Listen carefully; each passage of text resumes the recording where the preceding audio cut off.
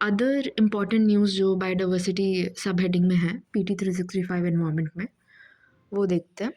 इसमें फर्स्ट है island protection zone. तो जो मिनिस्ट्री है एनवायरनमेंट, फॉरेस्ट और ये क्लाइमेट चेंज वाली, इसने एक्सटेंड कर दी है वैलिडिटी इंफ्रास्ट्रक्चर प्रोजेक्ट्स की जो 2011 के आइलैंड प्रोटेक्शन जोन नोटिफिकेशन के अंडर अप्रूव हुए थे। IPZ एक रेगुलेटरी बॉडी है इकोलॉजिकल इंटेग्रिटी के लिए, स्पेसिफिकली जो अंडमान एंड निकोबार और लक्षद्वीप ग्रुप ऑफ आइलैंड्स है उनके इकोलॉजिकल इंटेग्रिटी को सेफ गार्ड करने के लिए। ये कोस्टल रेगुलेशन जोन से सिमिलर है, एक्सेप्ट कि CRZ जो है वो नोटिफाई होता है protection of coastal areas of main land के अंडर।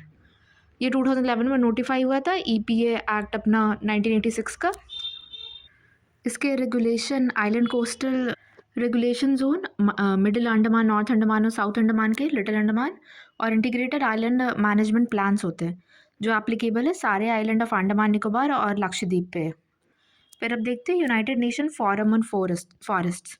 तो इंडिया जो है ना उसने 20th session UN forum on forest पे पार्टिसिपेट किया था जो न्यूयॉर्क में हुआ था। ये UN strategic plan for forest 2017 to 2030 को रीअफर्म कर रहा है अपना कमिटमेंट। ये स्टैब्लिश UN इकोसॉक के अंडर रेजोल्यूशन 2035 ईयर 2000 में हुआ था। मेन ऑब्जेक्टिव है वही मैनेजमेंट, कंजर्वेशन और सस्टेनेबल डेवलपमेंट सारे टाइप ऑफ फॉरेस्ट के, और री इन्फोर्स करना long term political commitment. Membership इसके इंक्लूड करते हैं UN मेंबर स्टेट्स और स्पेशलाइज एजेंसीज। अब देखते हैं थर्ड UNOC हुआ है, UNOC 3 इसको बोल रहा है, यूनाइटेड नेशन ओशन कॉन्फ्रेंस। ये नीश फ्रांस में है, वहाँ हुआ है। फ्रांस और कोस्टारिका ये दोनों इसको मिलकर होस्ट किया। फर्स्ट ये हुआ था 2017, सेकेंड 2022। इसमें SDG 14 जो है लाइफ बिलो वाटर, उसको स्केलिंग अप करना, उसके लिए funding, sustainable blue economy, BBNJ agreement, international agreement जो भी रहते हैं उनके सक्सेसफुल कंक्लूजन और इम्प्लीमेंटेशन, और जो मरीन साइंस नॉलेज है उसको इंक्रीज़ करना, डिसमिनेट कराना, और IPOS जो है ना international planet for ocean sustainability, इसका क्रिएशन को सपोर्ट करते हैं ये। अब देखते हैं हम इंटरनेशनल ब्लू फ्लैग सर्टिफिकेशन। तो 5 ना महाराष्ट्र के बीच जो है, नेमली श्रीवर्धन, नगांव, परनाका, गुहागर और लड़घर, ये सबको ना prestigious international blue flag notification मिला है। ये ग्लोबली रिकॉग्नाइज्ड इको लेबल है। टोटल बीचेस अब 18 हो गए इंडिया में और हाईएस्ट महाराष्ट्र में है। और ये accessibility, education, environmental performance, responsible behaviour, safety, services, stakeholder engagement, water quality, इन सब के बेसिस पे एरियाज़ को रिगरस रिक्वायरमेंट इनके है यही, उसके बेसिस पे ये लेबल मिलता है। अब ये लेबल देता कौन है, तो FEE है, foundation for environmental education, Denmark, since 1985 वो अवार्ड करते हैं। 33 क्राइटेरिया है क्लीनलीनेस, ब्यूटी, एनवायरमेंटल सस्टेनेबिलिटी से रिलेटेड। ये एक बार दिखा दिया इधर कि इंडिया में कहाँ कहाँ पे हमने देख लिया। महाराष्ट्र में सबसे ज़्यादा है, केरला में भी बहुत सारे हैं। ओके, एक ओडिशा में गोल्डनपुरी बीच है, मतलब इंडिया के कोस्ट पे है, और ये वेस्टर्न कोस्ट में ज़्यादा है ईस्टर्न कोस्ट के कंपैरिजन में। चलो ठीक है।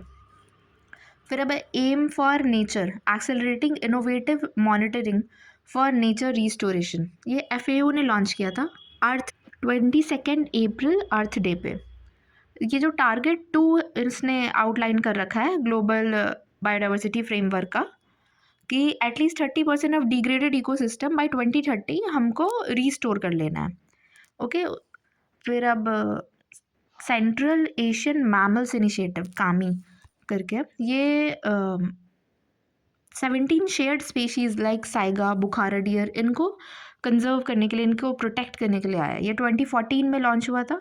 COP11 इसका 11th मीटिंग हुआ है, convention on the conservation of migratory species of wild animals, और 17 की migratory mammal species in Central Asia.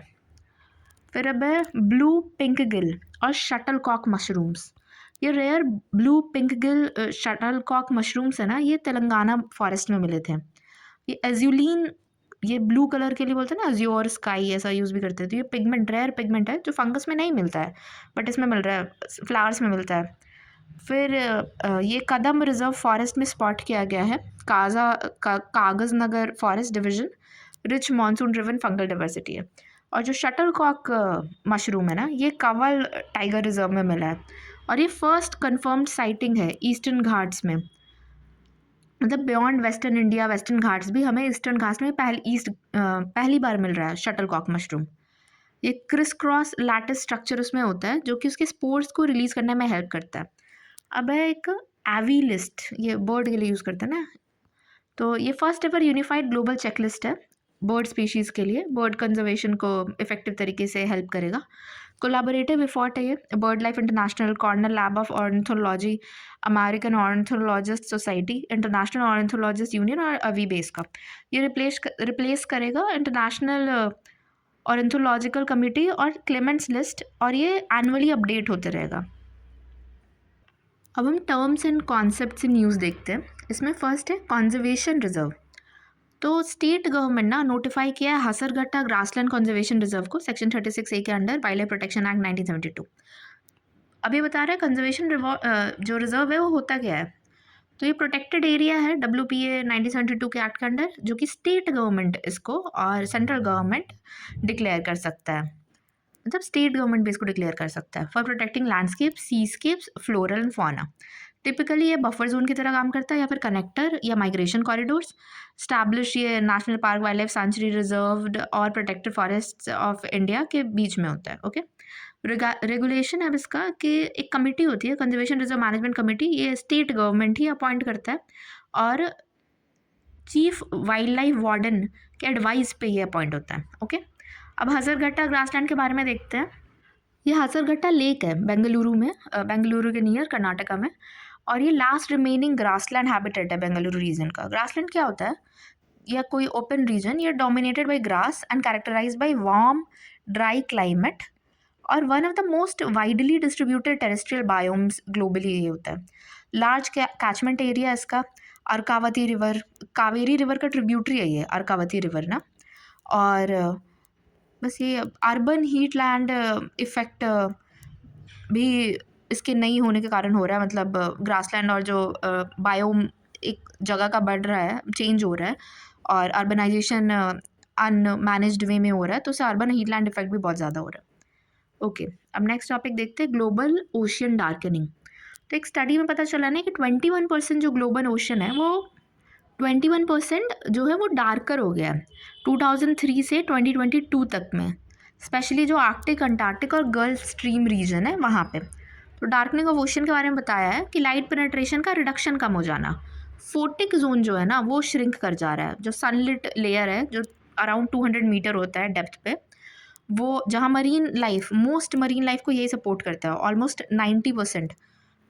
Okay, अब इसका रीजंस है कि कोस्टल ओशन में क्या हो रहा है कि न्यूट्रिएंट, ऑर्गेनिक और मटेरियल सेडिमेंट लोडिंग के वजह से, एग्रीकल्चरल रन ऑफ और इंक्रीज रेनफॉल से कोस्टल ओशन में ऐसा हो रहा है। और जो ओपन ओशन है वहाँ पे वार्मिंग ऑफ सरफेस ओशन हो गया है, जिसके कारण एल्गल ब्लूम हो रहे हैं, क्लाइमेट ड्रिवन चेंजेस आ रहे हैं ओशन सर्कुलेशन पैटर्न्स में, इसलिए डार्कनिंग हो रहा है, ये लाइट उधर पेनिट्रेट करके नहीं पहुँच पा रहा। अब इसका इम्पैक्ट क्या होता है, तो ये लिमिट कर देता है ओशन प्रोडक्टिविटी को, लाइट डिपेंडेंट प्रोसेसेस जो है रिप्रोडक्शन, फोटोसिंथेसिस, उनको लिमिट करके, जिसके कारण फिश स्टॉक जो है ना वो डिक्लाइन कर जाता है। तो ये फिशरीज इंडस्ट्रीज को इम्पैक्ट करता है और क्लाइमेट रेगुलेशन को अफेक्ट करता है। अब नेक्स्ट टॉपिक है इन्वायरमेंटल डीएनए।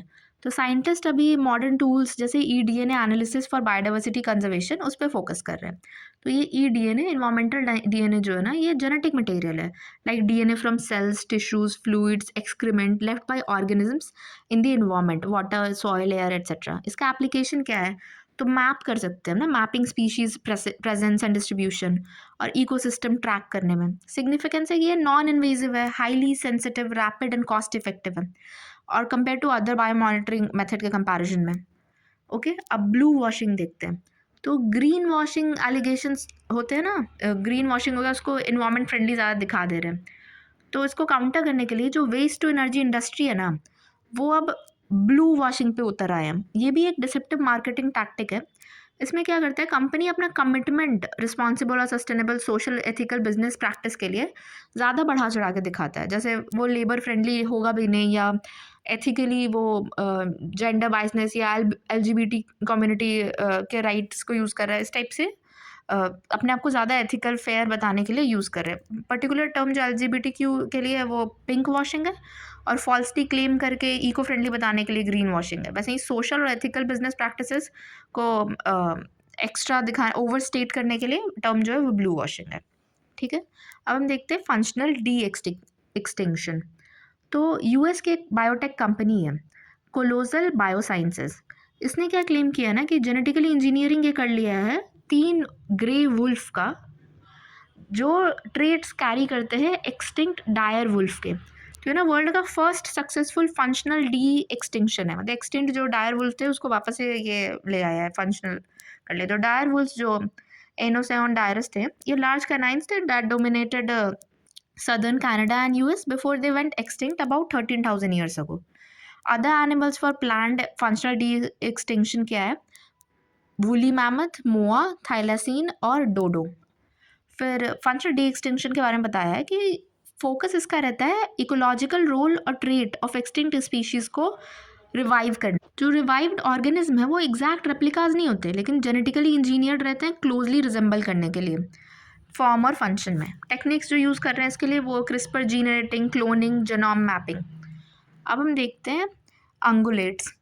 तो wildlife institute of India है ना, और NTCA, उसने ना वर्ल्ड इंडिया का फर्स्ट सर्वे कराया है अंगुलेट्स पे, हूफ्ड एनिमल्स पे, और वार्निंग दिया है कि उड़ीसा, झारखंड और छत्तीसगढ़ में, मतलब ईस्टर्न कोस्ट वाले साइड में और झारखंड में भी, ये छत्तीसगढ़, उड़ीसा और झारखंड में डिक्लाइन कर रहा है इसका पॉपुलेशन बहुत ज़्यादा। अंगुलेट्स के बारे में अब दिया है कि grass land, forest, mountainous region habitat है। कैरेक्टरिस्टिक्स इनका ये प्राइमरीली हर्बीवोर्स है, चीतल, एंटीलोप, सांबर, नीलगाय होते हैं, और टाइगर ना इन पे प्रे करता है। फिर सिग्निफिकेंस क्या है, ये फॉरेस्ट ग्रासलैंड रीजनरेशन को हेल्प करते हैं, सीड डिस्पर्सल के through, nutrient cycling, soil health के थ्रू। ओके, अब देखो कुछ एग्जांपल दिखाया है कि common eland, hippopotamus, vicuna, giraffe, red river hog, mouflon, zebra, ये सब है। Okay, reindeer. अब है ऑर्गेनाइजेशंस इन न्यूज़। तो कन्वेंशन और international trade in endangered species of wild fauna and flora, जो ये साइट्स है, जिसका हेडक्वार्टर जेनेवा स्विट्ज़रलैंड में है, इसके बारे में कि इसका एम क्या है। ये वॉलंटरी एक इंटरनेशनल अग्रीमेंट है गवर्नमेंट्स के बीच में कि इंटरनेशनल ट्रेड इन वाइल्ड एनिमल्स और प्लांट्स को ना इंश्योर करेगा कि वो सर्वाइवल उनका थ्रेटन ना करें, और ये लीगली बाइंडिंग है अपने पार्टीज पे। लेकिन national laws does not take the place of national laws, मतलब not above the national laws. पहले नेशनल लॉज को इंपॉर्टेंस देना है, बट ये लीगली बाइंडिंग भी है। 1963 में ड्राफ्ट हुआ था IUCN का रेजोल्यूशन फॉलो के बाद, और इन्फोर्स हुआ था 1975 में। इंडिया रेटिफाई किया हुआ है इसको 1976 में ही। COP इसका जो हाईएस्ट डिसीजन मेकिंग बॉडी है, और 1981 का जो COP 3 था वो न्यू दिल्ली इंडिया में ही हुआ था ऑर्गेनाइज। इसके 3 अपेंडिसेस रहते हैं डिग्री ऑफ प्रोटेक्शन के बेसिस पे। अपेंडिक्स 1 में जो एकदम ही एक्सटेंड करने वाला है, थ्रेटन्ड विद एक्सटेंशन, तो इनका ट्रेड परमिटिंग तभी होता है एकदम एक्सेप्शनल केस में, रेयर टू रेयरेस्ट केस में होता है। फिर अपेंडिक्स 2 जो है उसमें not necessarily threatened with extension, लेकिन उसका ट्रेड को फिर भी कंट्रोल करते हैं। और अपेंडिक्स 3 में है ये प्रोटेक्टेड एटलीस्ट 1 कंट्री, एक किसी कंट्री में वो प्रोटेक्टेड होना चाहिए। और साइट्स की पार्टी से उसने रिक्वेस्ट कर रखा है, आस्क किया है कि वो assistance in controlling the trade करें। फिर की इनिशिएटिव्स देखते हैं साइट्स का। एक तो माइक प्रोग्राम है, ये monitor illegal killing of elephants, MIKE, monitor illegal killing of elements. फिर साइट्स का ट्री स्पीशीज़ प्रोग्राम भी है, TSP, international consortium on combating wild life crime भी है 2010 का, और रिपोर्ट है world wild life trade report. अब नेक्स्ट है यूपोव, ये international union for the protection of new varieties of plants है, इसका हेडक्वार्टर भी जेनेवा स्विट्ज़रलैंड में है। तो एम इसका क्या है, PVP, प्लांट वैरायटी प्रोटेक्शन। ये ना एक इंटर गवर्नमेंटल ऑर्गेनाइजेशन है जो प्रोवाइड और प्रमोट करता है एक effective system of plant variety protection. Establish in 1961 में हुआ था। इसका फंक्शन है, ये ब्रीडर्स राइट्स को ग्रांट करता है। ब्रीडर्स राइट एक इंटेलेक्चुअल प्रॉपर्टी का राइट है। ओके, और ये इंसेंटिवाइज करता है development of new improve plant varieties for agriculture and food security. ये UPOV कन्वेंशन 1991 का है, ब्रीडर्स राइट को स्ट्रेंथन करने के लिए, और फार्मर्स के जो प्रिविलेजेस हैं to save seeds optional for member countries है। इंडिया का स्टेटस क्या है, तो इंडिया इसका मेंबर नहीं है। वो अपना इट्स ओन स्यू जेनेरिस लॉ यूज़ करता है, protection of plant varieties and farmers right authority act 2001 का, विच यूनिकली प्रोटेक्ट करता है ब्रीडर और फार्मर राइट दोनों को। ओके, इसको ध्यान रखना है कि यूपीओवी का इंडिया मेंबर नहीं है, और इसके लिए इंडिया में कौन सा लॉ है, तो protection of plant varieties and farmers rights authority act 2001 का। ओके, नेक्स्ट है IBAT alliance, integrated biodiversity assessment tool. ये कॉलिशन है 4 ऑर्गेनाइजेशन का, BirdLife International, Conservation International, IUCN और UNEP World Conservation Monitoring Centre. Okay, इसका genesis 2008 में था। Mission है डेटा, टूल्स, गाइडेंस प्रोवाइड करना, ऑर्गेनाइजेशन को हेल्प करना बायोडाइवर्सिटी रिलेटेड रिस्क को मिटिगेट करने के लिए। अब नेक्स्ट है नेशनल ग्रीन ट्रिब्यूनल, इसका हेडक्वार्टर मतलब दिल्ली में है। फिर इसके बारे में देखते हैं, स्टैट्यूटरी स्पेशलाइज्ड बॉडी है, एम है इसका effective expeditious disposal of cases related to environmental protection and conservation of forest and other natural resources। 2010 में आया था NGT एक्ट 2010 के अंडर। फिर इसका हेडक्वार्टर वही दिल्ली में है, प्रिंसिपल प्लेस ऑफ सिटिंग और 4 जगह और भी है इसका, भोपाल, पुणे, कोलकाता, चेन्नई, इसके प्लेसेस ऑफ सिटिंग। फिर पावर्स क्या है, सिविल कोर्ट का पावर इसके पास under Code of civil procedure 1908, लेकिन ये बाउंड नहीं है by procedure of civil code of civil procedure 1908 और द इंडियन एविडेंस एक्ट 1972। ये principle of natural justice guide करता है इसको, ठीक है। फिर मैंडेट क्या है इसका, कि एप्लीकेशंस और appeals with in 6 months of filing dispose कर देना, और मेंबरशिप इसके ऑफिस होल्ड करने के लिए 5 साल है, but shall not be eligible for री अपॉइंटमेंट। ओके, ये ध्यान रखना है कि ये री अपॉइंटमेंट के लिए एलिजिबल नहीं है। फिर एलिजिबिलिटी ऑफ चेयरपर्सन क्या है, कि जज होना चाहिए सुप्रीम कोर्ट का या चीफ जस्टिस होना चाहिए हाई कोर्ट का। अपील इसका जो रहेगा ऑर्डर वो बाइंडिंग है लेकिन फाइनल नहीं है, ये लोकपाल जैसा ही है, तो इसके जजमेंट्स रिव्यू किए जा सकते हैं, और या तो 90 डेज़ के अंडर सुप्रीम कोर्ट में हमें अपील वापस करना होगा, ठीक है। अब NGT का लेजिस्लेटिव फ्रेमवर्क देखते हैं। First is environment protection act 1986, second is public liability insurance act 1991, फिर biological diversity act 2002, water prevention and control of pollution act 1974, फिर वाटर प्रिवेंशन ये सेस एक्ट 1977 का, फिर फॉरेस्ट कंजर्वेशन एक्ट 1980 और air prevention and control of pollution 1981 का act. ये एक report है ग्लोबल फॉरेस्ट रिसोर्सेज असेसमेंट 2025 का, ये न्यूज़ में FAO इसको रिलीज़ करता है हर 5 साल पे।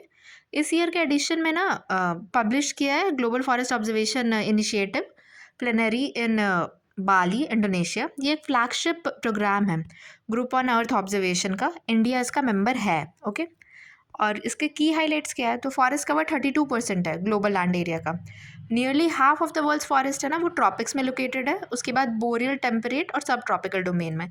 ये अरेंजमेंट एक बार हम ध्यान रख लेते हैं, ये जो ऑर्डर है कि सबसे ज़्यादा ट्रॉपिक्स में, फिर बोरियल फॉरेस्ट है, फिर टेम्परेट, सब ट्रॉपिकल डोमेन में। यूरोप में ना लार्जेस्ट फॉरेस्ट एरिया है, अकाउंटिंग फॉर 25% ऑफ वर्ल्ड्स टोटल, ओके। इंडिया का जो फॉरेस्ट एक्सटेंट है ये 1 रैंक से ऊपर हुआ, पहले ये 10th रैंक पे था, अब 9th पोजीशन पे आ गया in terms of total forest area globally. 2% of global forest area जो है ना वो इंडिया का ही है, और 5th रैंक इसका रबर प्लांटेशन में, ओके। चलो ये अपना बायोडाइवर्सिटी वाला जो था फर्स्ट ब्लॉक वो कवर हो गया है, ठीक है।